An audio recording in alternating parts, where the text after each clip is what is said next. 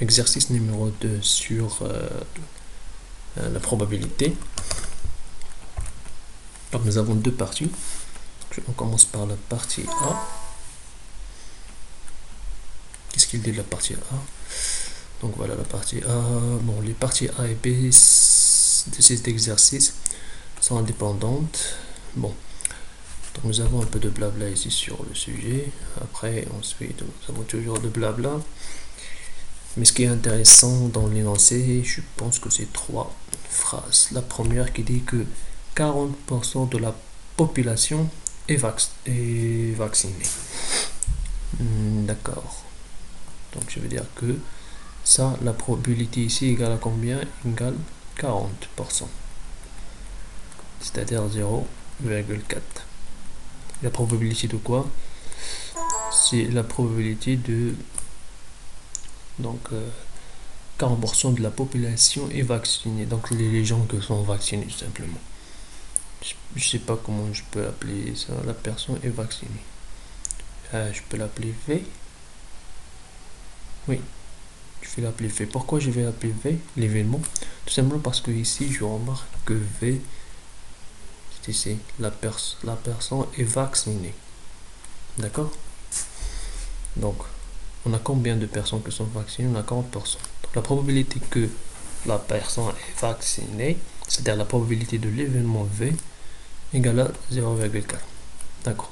La deuxième, 8% des personnes vaccinées ont contracté la grippe.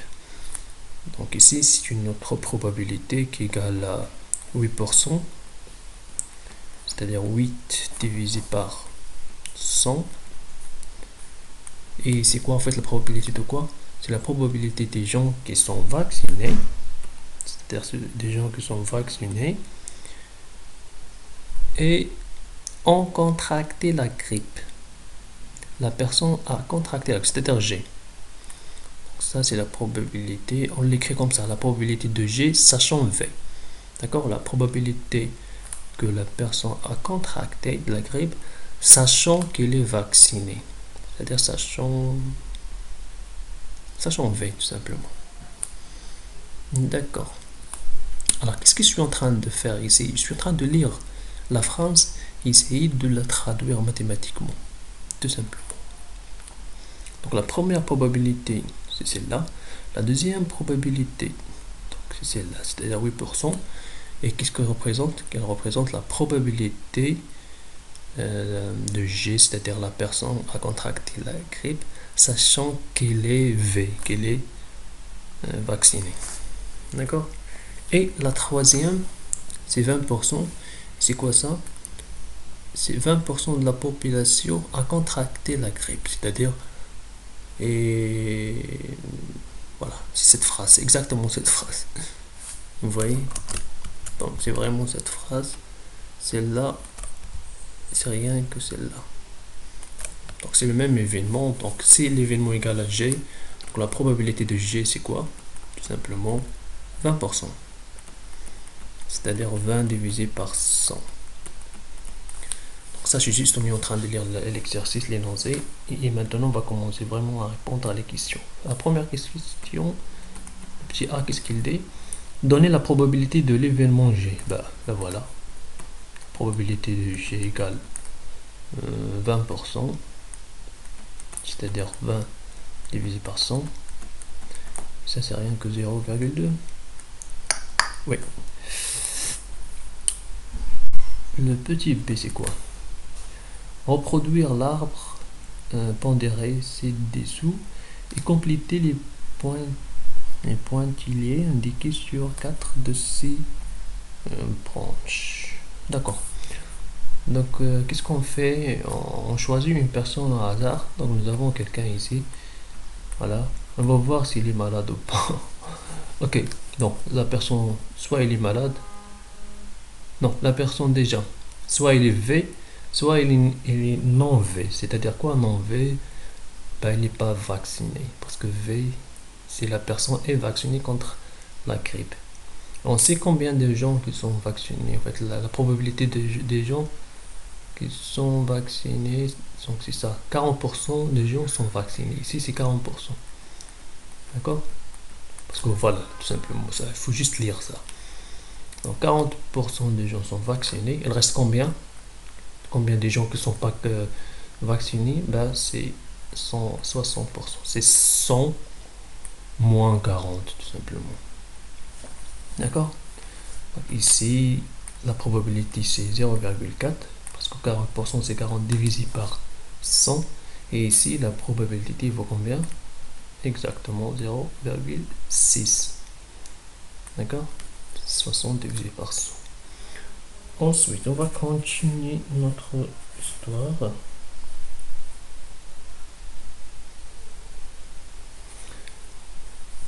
Ici, alors ici je mets combien? Ben, je mets juste, ici c'est quoi? C'est la probabilité d'avoir un G, sachant le petit V qui est là. D'accord? Ça. Et c'est quoi la probabilité de G, sachant V? C'est ça, c'est exactement ce qu'on a écrit tout à l'heure. Donc c'est le 8%. Et ici c'est le reste, c'est-à-dire 100 moins 8%. À vous de calculer ça, mais je pense que c'est 92%. Donc, alors, notre probabilité est égale à 9,2. Non, désolé. La probabilité, c'est 0,92. Déjà, la probabilité ne dépasse pas 1. Elle est comprise entre 0 et 1. Moins 1, bien. Et 1, oui. Et ici, c'est 0,08. 8 divisé par 100. Voilà, c'est ça la réponse de cette question, je pense. Ok.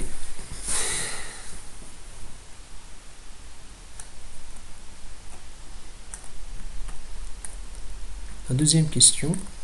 Qu'est-ce qu'il dit la deuxième question? La deuxième question, il dit la chose suivante. Déterminer la probabilité que la personne choisie ait contracté la grippe et soit vaccinée. Donc les deux. Donc on a, il est contracté la grippe, c'est-à-dire quoi? Contracter la grippe, c'est-à-dire G, donc la probabilité de G. Et celle-là, c'est très important, le petit et qui est là. Donc c'est l'intersection en général. Et où c'est la union. Bon, nous avons l'intersection. Donc je mets l'intersection. Donc cette personne vaccinée. Donc où est vaccinée dans cette histoire? Ben, voilà le V. Tout simplement. Donc, je dois calculer cette probabilité. D'accord? Et moi je sais, j'ai une propriété sur la probabilité de VG. C'est-à-dire la probabilité de G sachant V. Bon, on peut l'écrire comme ça aussi. On a une proposition ici qui dit que voilà, cette probabilité est égale à la probabilité d'intersection divisée par la probabilité de ce qui est en bas. Donc celle-là, c'est une propriété à apprendre. Donc si je vais te demander d'apprendre quelque chose en probabilité, donc ça sera celle-là. La probabilité de G sachant V, on peut l'écrire comme ça ou bien comme ça, c'est la même chose. C'est la probabilité d'intersection divisée par la probabilité de ce qui est en bas de V. D'accord? Voilà. Et après, si je veux ça, je prends la probabilité de V et je le mets à l'autre côté, tout simplement pour tomber sur la probabilité de G inter V. Donc c'est la probabilité VG fois la probabilité de V. Application numérique, ça vaut combien? On a déjà calculé. Probabilité de G sachant V, donc c'est ça. C'est ça. C'est 8 divisé par 100, c'est 0,08. Et la probabilité de V, nous avons déjà calculé ça aussi. Donc il est là, donc c'est 0,4. Et ça vaut combien? Donc ça vaut 0,032. C'est ça la réponse de la question, de la deuxième question. On va essayer de faire la troisième question. la personne choisie n'a pas vacciné. C'est-à-dire, nous avons choisi une personne qui habite dans l'ensemble V bar. D'accord? Ok. Montrer que la probabilité qu'elle ait contracté la grippe est égale à ça. Ok, nous avons choisi une personne, donc sachant V bar, c'est-à-dire la personne elle habite dans cet ensemble. Donc je vais calculer ça, la probabilité que voilà, elle est contractée. Tout simplement, pour moi, quelqu'un qui a contracté la grippe, c'est G. D'accord? Donc je veux calculer la probabilité de G sachant V bar. V bar, c'est-à-dire non V, la négation de V. C'est comme je suis en train de calculer ça. Bien évidemment avec un petit bar ici. Donc ça vaut combien? C'est la probabilité de G inter V bar divisé par la probabilité de V bar. Très bien. Égale la probabilité de G inter.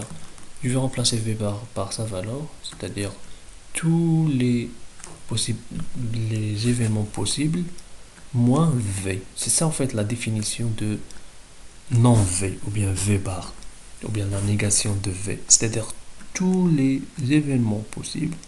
On doit noter ça en fait, dire que oméga représente toutes les possibilités. Moins l'ensemble V, parce que ça par définition, c'est notre V bar. Tout ça, oméga moins V, c'est le complémentaire de V, c'est-à-dire le V bar. Très bien. Et tout ça divisé par, bien évidemment, la probabilité de V bar. Je vais développer, c'est comme je suis en train de développer un simple... Ça, c'est alpha A plus alpha B. C'est la même chose ici. Donc, la probabilité de G inter oméga, d'accord, moins G inter V. D'accord? Divisé par la probabilité de V bar. Ensuite, G inter V, c'est quoi? G inter oméga, c'est G, puisque oméga, nous avons dit que oméga, c'est le plus grand ensemble de toutes les possibilités. À l'intérieur, nous avons l'ensemble G et... Donc, c'est quoi l'intersection entre oméga et G? Donc, c'est le plus petit, parce que G puisque oméga contient G, donc l'intersection des deux, c'est le plus petit. D'accord? Donc je vais remplacer tout ça par G. Moins. Et c'est quoi G inter V? C'est G inter V. C'est G inter V. D'accord? Très bien. Après, je fais quoi? Donc ça, c'est... Donc je peux écrire ça comme ça. La probabilité de G moins la probabilité de G inter V. Est-ce que j'ai le droit d'écrire ça? Oui. Pourquoi? Parce que G c'est ça. C'est quoi G inter V? Ben, G inter V, par exemple V c'est ça. Donc ça c'est notre V. Donc G inter V c'est quoi? C'est ça. D'accord? Donc j'ai le droit de dire que voilà, tout ce G moins ce qui est en rouge, c'est ça en fait. C'est cette partie qui est là. D'accord?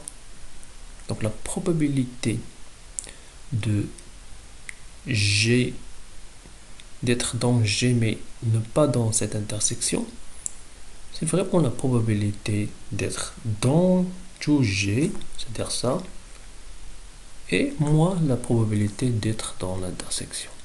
Donc c'est logique, cohérent, on peut écrire ça en fait. D'accord? Ça c'est l'intersection.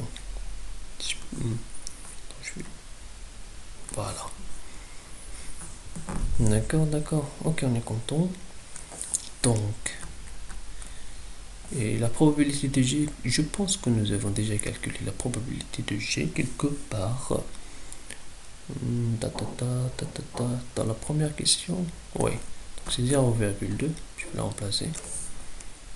0,2 moins la probabilité d'intersection, nous avons calculé ça ici, donc 0,032 divisé par la probabilité de V bar, c'est-à-dire ça c'est 1 moins la probabilité de V en fait.